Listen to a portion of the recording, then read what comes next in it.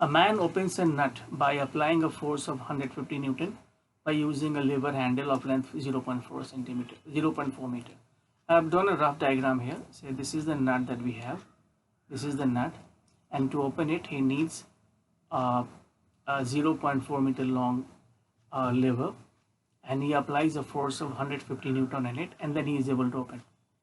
So what is the moment of force of that? Moment of force of that will be 0.4, or we can say the force into that distance from the fixed point. So what is that? 150 is the Newton force, and it is 0.4. What should be the length of the handle if he wants to open it by applying a force of 60 Newton? The next scenario, he wants to open the same nut, and we know that if he applies a longer handle or longer lever, then the amount of force will be less, and this is by the principle of moment of force.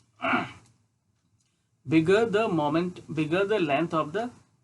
distance from the say the fixed point to the perpendicular distance from the fixed point to the point where the force is applied, smaller is the amount of force. We know that. Means if this length is bigger, the smaller amount of force will be applied. We do not know what length is it, and we have to calculate that. So let that length be x. So how much force is applying? 60 Newton. What is the job it does? It does the same job. It does the same job. What is the job here? Job is to open the same nut. So obviously if this nut requires certain amount of force, here also it will require same amount of force to be opened. So moment of force in the second scenario will be what? 60 into x, right?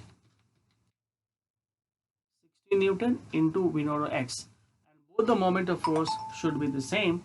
So what we can do is equate it. So we can say 60 into x is equal to 150 into 0.4. So x is equal to 150 into 0.4 upon 60. Got cancel? Now this will go 3 5s are 15, or 5 3s are 15. This will be 2 3s are 6 to 0.2, right? 5 2s are 10, and decimal over here, so that is equal to 1 meter. So how much is the distance here?